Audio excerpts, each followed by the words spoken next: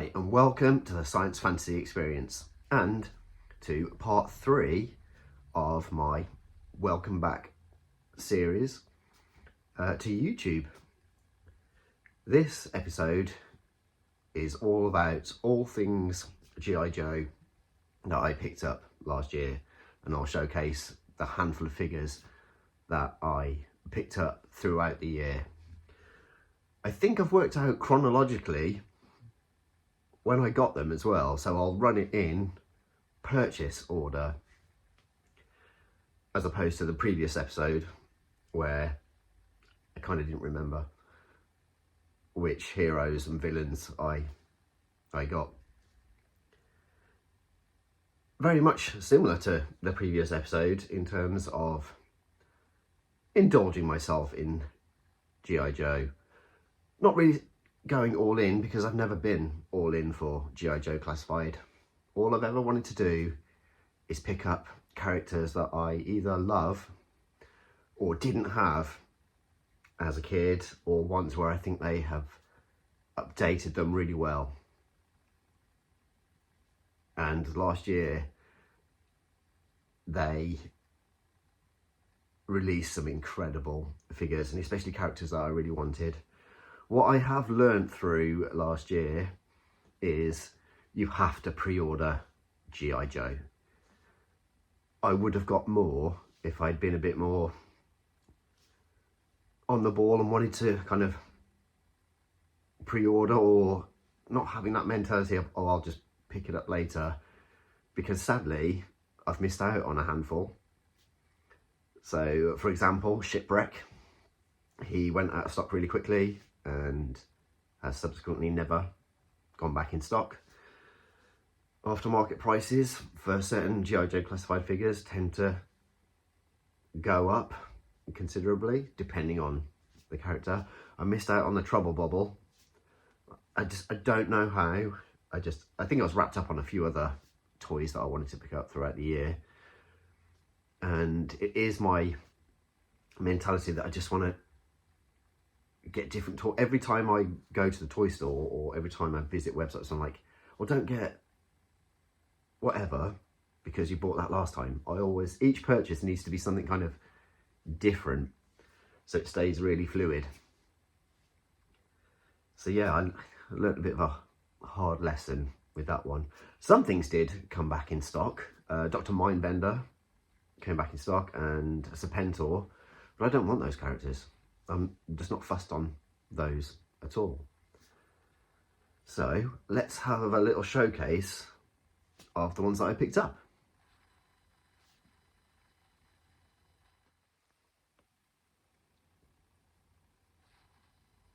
So first up at the start of the year, we have Spirit, Iron Knife and Freedom, or just Spirit. I know that's Spirit Iron Knife is his given Native American name, but I've always just known him as Spirit ever since I was very little, and throughout my whole years as a fan of Action Force and G.I. Joe, it's always just been Spirit. So as previously done in videos, I will always take a look at the box and give my thoughts and opinions. So let's have a look at his box. So each box has a different artist and a different art style, and I really like this one.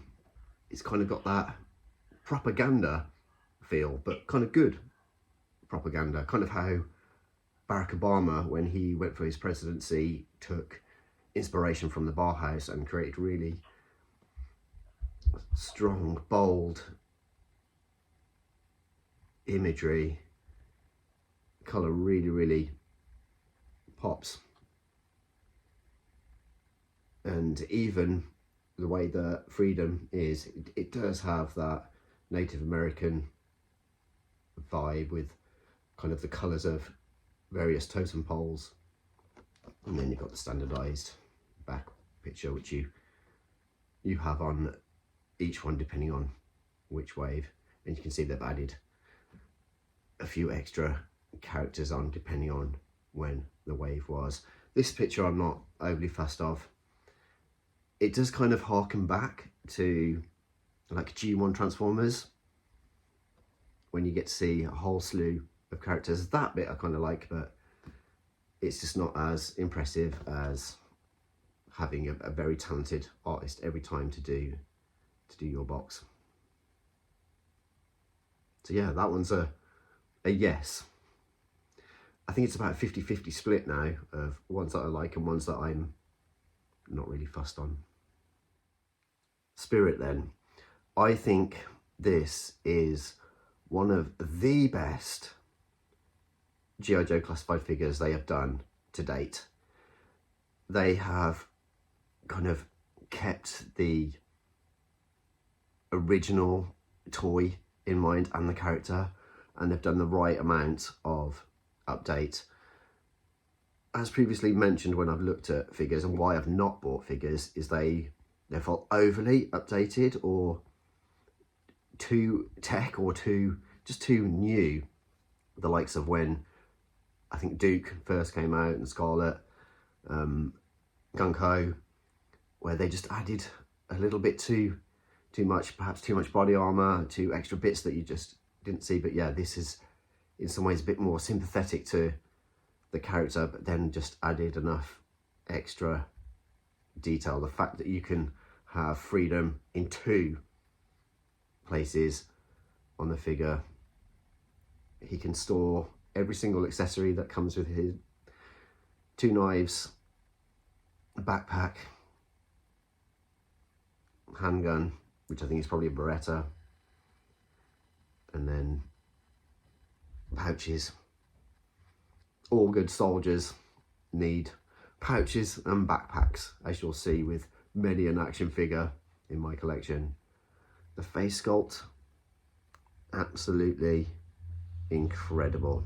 Really captured the authenticity of Native Americans, and the signature 1 strand of hair that comes down the bandana. He's not overly muscular. He's perfectly proportioned, and a big old sniper rifle. I think at the moment he's now superseded Outback, Tiger Force Outback. Standard Outback's all right, and I've not wanted to pick him up. Luckily I've seen him in the flesh, and I'm like, yeah, I'm just going to stick with Tiger Force. So yeah, that's now superseded by Spirit. Outback will always have that kind of very nostalgic feel, because that, you know, Tiger Force was what brought Action Force at the time back to the foray after not seeing it on the shelves for a while. And then it just became this crazy elusive figure that nobody wanted. And then when he got his modern update, he looked absolutely fantastic. But yeah, just the extra detail and the fact that Freedom is there. Let's take a look at Freedom, full wingspan, perched somewhere else on Spirit. It just gives the figure so much stature. It's absolutely incredible. The wingspan is like, it's vast. It's absolutely huge. And Freedom is fully articulated. Head moves, wings, backs and forwards, legs. Absolutely stunning. And as mentioned, everything is able to stay on the figure. No losing any weapons. Yeah, so you can attach the sniper rifle to his bag, and I've pulled out his knife to show the extra bit of detail, just to give it that more iconic Native American special blade, and then the standardized knife into the holster. I think this is just an absolutely phenomenal figure. It's like, it's done with heart and emotion, and to bring a very beloved character, and characters that have never had enough portrayal in media, or when they do, they're They're not treated as perhaps as well as they should have been. God, I love this. Zorana, I didn't know it was you. I've obviously wanted to say that since forever, since I started the whole channel. It's probably the best line in all of Action Force, the movie. G.I. Joe, the movie. Call it what you will. When Zorana comes from seeing Lieutenant Falcon and she's in disguise, and then Thrasher pops up and does that classic line. Loved that bit since I was a kid. And it's not just Christopher McLeod from the Full Force podcast that gets to do it. I finally get a go. But anyways, here we have Zorana, the sister of Zartan. But before we get into the figure, let's have a look at the box. Because the box sucks. I am not a fan of this one at all. It's far too contemporary. It's how I feel about new school tattoos. I very much like trad tattoos. I like old naval tattoos, American Navy, British Navy tattoos, and this just has that feel about it. They've made her look cute. I never thought Zorana was cute. Yeah, she's sexy in a dangerous dreadnought hardcore way, but no, it's cutified her, and for me, it doesn't work at all. I get that they need to keep updating and get new fans, and obviously slightly different haircut, and you do get 2 hair pieces. But yeah, I am just not feeling it at all. It does have like a slight Tank Girl feel about it, but if Tank Girl was overly glossy, like, I love the artwork of Jamie Hewlett, have done forever, but obviously that's grimy and gritty, but I get the kind of the facial shape and inspiration there. But yeah, it's just, this one's not for me. And here Zorana is. As you can see, I have gone for the more classic toy-inspired 80s hairstyle. It's a little bit bouffanty, and it's how I know Zorana. As I said, I'm glad that you get two types and you easily just pop them on and off. I'm glad that they haven't gone overly muscular with Zorana. I think it works well for, say, like Lady J, but I think for Zorana, she needs to have more of a svelte body, especially because they're going to go and show midriffs with her cut off pink leather jacket. Lovely little bit of detail with the zips. The hairpiece actually fits on the ears perfectly. You need a little bit of hair onto the ear to make it look just that little bit more authentic, realistic. Obviously very much a dreadnought cobbled together, semi-automatic with a very dangerous looking anarchic blade, and then backpack. All Joes need backpacks, or dreadnoughts need backpacks. And then inside you have, again, a very dreadnoughty weapon, just added detail onto a knife that's obviously been scorched red hot in one of the fires in the bayou where Zartan and Zorana are from. I think they have executed Zorana really, really well, because she has quite a limited colour palette, but there's enough of the original toy and what you see in the comics and on the show to give her that flavour. Less is more, it would seem, on a handful of G.I. Joes. It all comes down to what your personal preference is. If you're loving the new updated versions of the figures, you're being catered for. If you are a very big fan that is particular about characters and action figures and what you want from them, again, totally being catered for and thought about.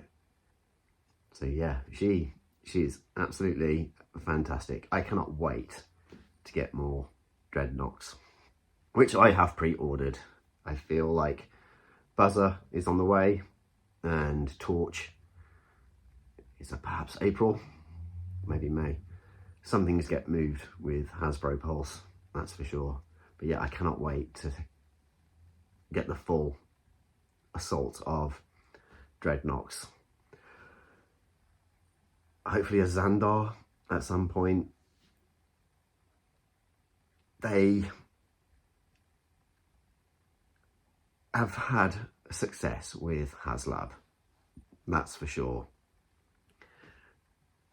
It would be an absolute dream come true if HasLab do the Thunder Machine with Thrasher, and you can just go full Dreadnought glory.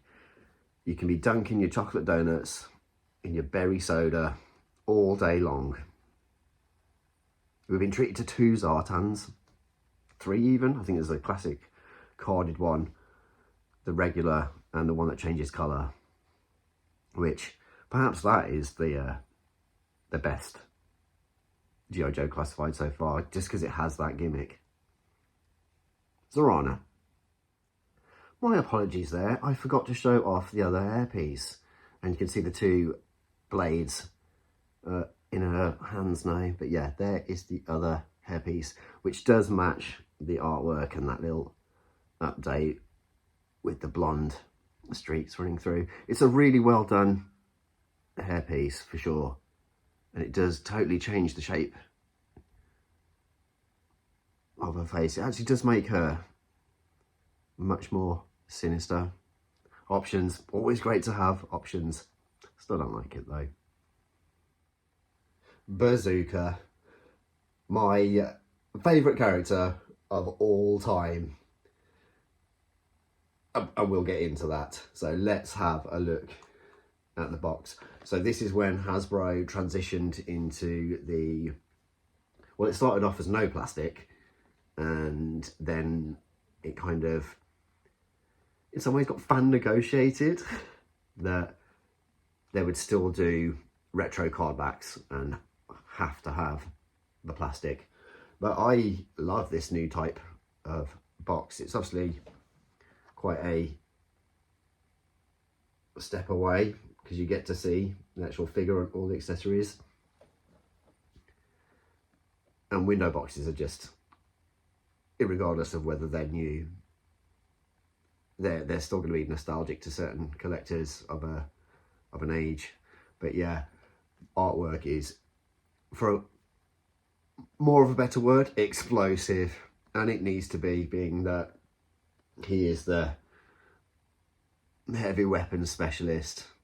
Look how hench he is, and he needs to be. He is built like an absolute, oh, I was going to swear then. He's tonky, he's tanky, and he just looks incredible in this artwork. It's kind of like an oil painting, and then just how dynamic. In the cartoon and in the comic, he was so physical and carrying that bazooka around. And then you get a little bit of the toy, and then it does give you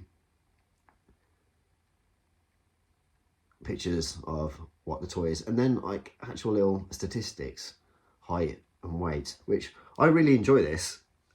It's a nice addition and a little throwback to having figures on the back of cards.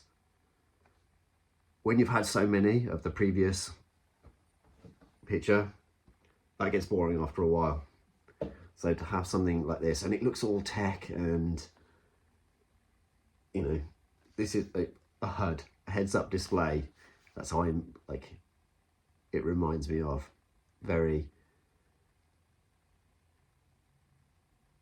like schematic. Yeah, no, I really like these new boxes. That's for sure. Yeah.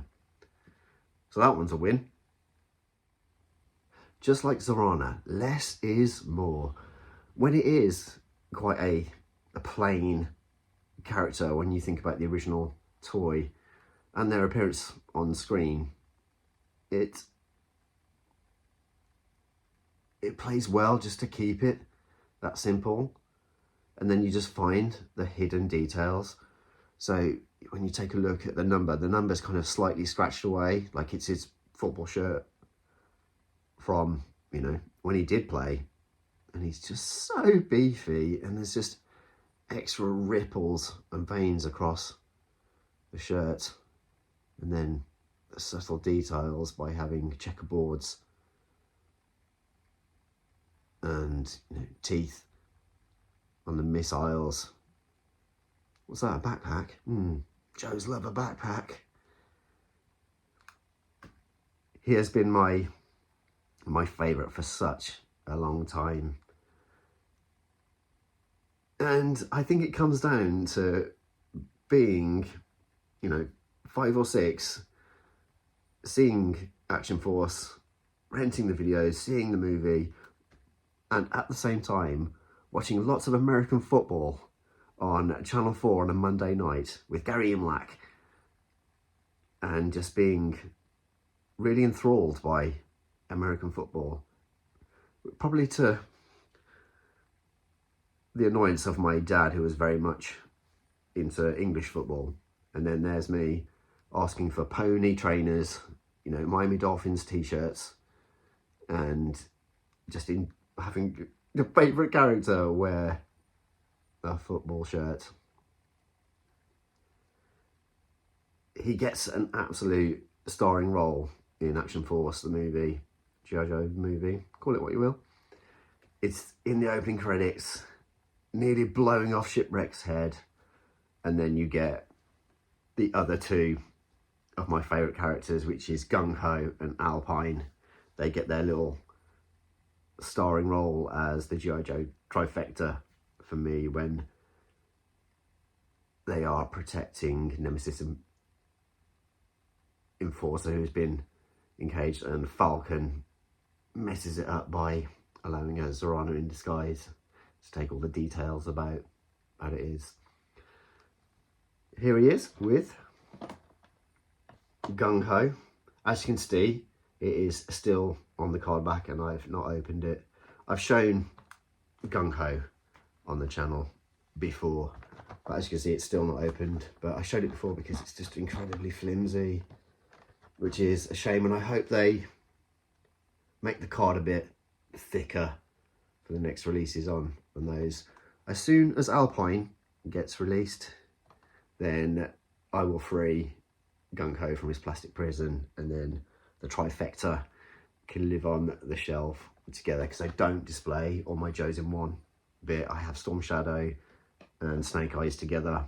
Often I will have the Dreadnoks together, and then I will have Alpine, Gung Ho and Bazooka together.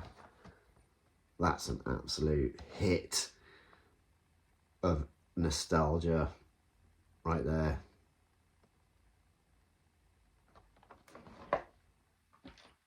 Bazooka.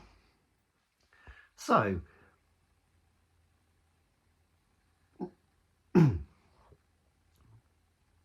you know how I said that Spirit was the best G.I. Joe classified that they had released so far? I'm going to retract that statement. What comes up next blows it completely out of the water. We have got Chuckles. what they have done with the character of Chuckles, how they have updated him and slightly changed him from what you see in Action Force the movie, G.I. Joe the movie, call it what you will, is phenomenal. This is by far the best update. It's by far the best product they have done for Classified. I cannot explain my enjoyment of it on so many levels. Let's have a look at the box first, because the box does so many things. So there is Chuckles looking all beaten up with what looks like a classified Cobra document. So he's on a, what looks like a smartphone screen, and you can see the Crimson Twins and the Baroness in their Cobra strike outfits. But it also looks like it's on a Art Deco, old kind of piece of equipment. Incredible. But then when you open it up, because it is a gatefold, you also get a picture of the figure, but you get a storyboard of the plot. So there is Chuckles going into an very Art Deco hotel, what you see in kind of like Miami, and he's going up against a ton of BATs, deflecting them with the stolen briefcase, taking them out, kicking their heads off, smashing through the window and getting away. The subtle thing is, it's a Cobra hotel, as the door handles, I don't know if you'll be able to get those, are snakes. That is an incredible little hidden gem in there. And then you get to see the figure in all its glory. And that's not what you get. You get so much more. You get something like 15 accessories. And there is the stolen case with gold bullion, the dossier, and them on the screen. Like he's called them to say, ha ha ha, I have stolen this. And then on the back, it continues that old 1920s, 1930s aesthetic of whatever that television is. It's an incredible box. And the box doesn't end there at all. The accessories all come in the actual stolen case. That's incredible. You can see it's the Cobra emblem, the more strategic bit, the strike team. Doesn't end there. The figure came packaged with the print of his shirt. It's so good. Doesn't stop there. The other accessories come in a paper bag, printed. This set is all types of awesome, and it's everything I could want in an action figure. There's a whole story behind why it's done, and then obviously the figure is sublime. So here he is. As you can see, the face sculpt mimics the pictures, the missing tooth, the black eye scratches. He's obviously on vacation, but has stumbled across the Cobra Hotel. He's there with his floral wreath, his signature, Hawaiian shirt, or his floral shirt, which totally different colour to the movie. I'm guessing they'll probably do a single release with like screen accuracy, but it's so good. Comes with the dossier, he comes with his gun holster over his chest, just like how he's portrayed.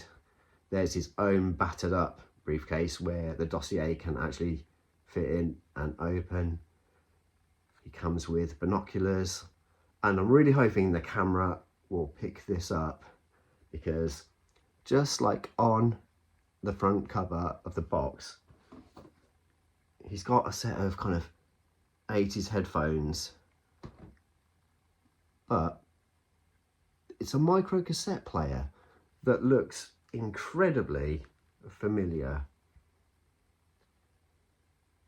Is that not upside down? I'm sorry. Is that not Soundwave or Cassette Man? That's incredible. It's such a little nod to Transformers fans, and like a shared universe, being that Old Snake appears in Transformers.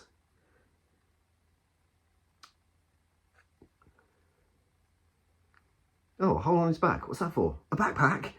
He doesn't come with a backpack though, but in terms of other accessories, he comes with handcuffs. Broken handcuffs.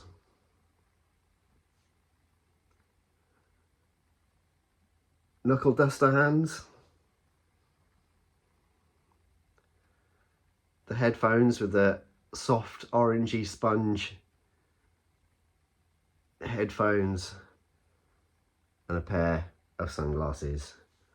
What a set.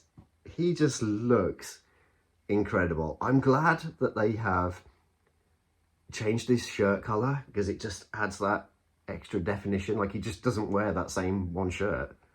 He probably has a whole collection of shirts. Blow Spirit out of the way. Spirit is great, don't get me wrong, but this is something in its entirety. This is a whole toy line in itself. The life of Chuckles. I cannot fathom how much fun it must have been doing all the research and development and the sketches, the plans, and like, oh, how do we make this the most interesting it can be? I cannot fault it whatsoever.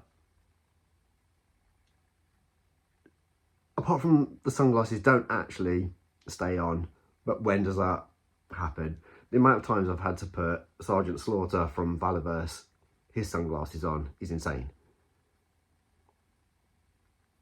This is how I'm going to display him though.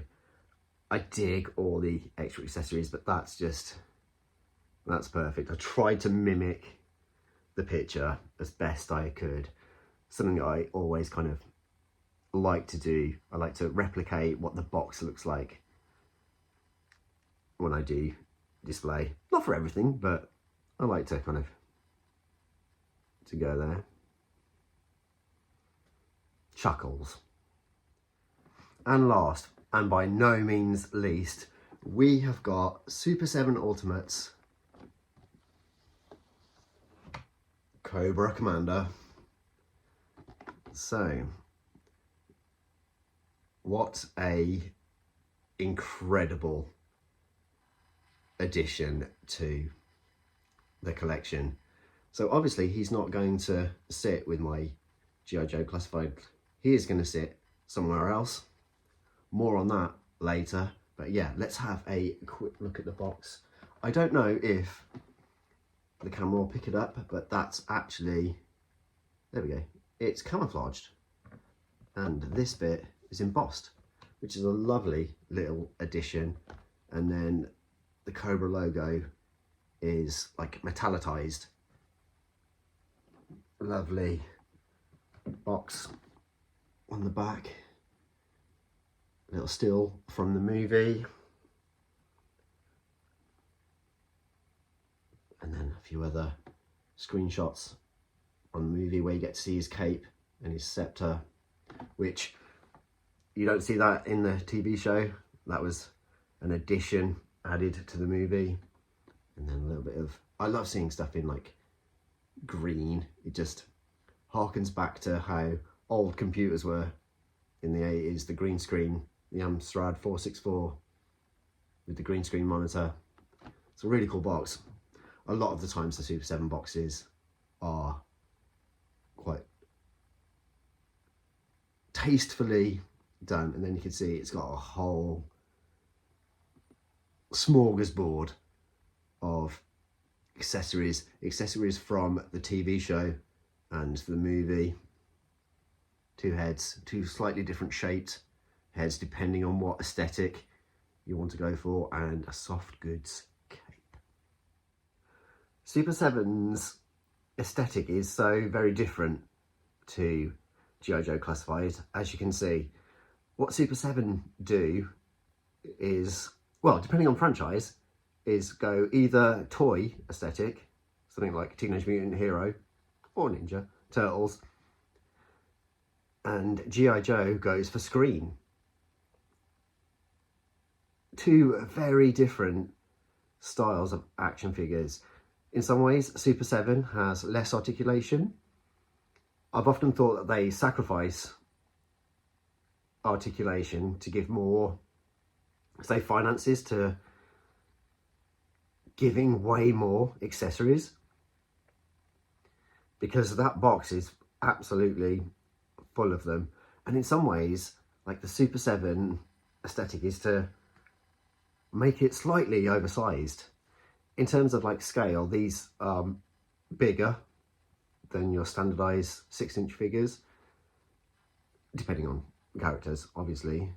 So in some ways, Cobra Commando would probably scale well with Zorana, but not so much with others, being that Zorana is quite a small woman. But yeah, they are, was it like 6.5, maybe 7, depending on what character you have. Mum-Ra's huge, obviously, but something like Jaga is a little bit smaller.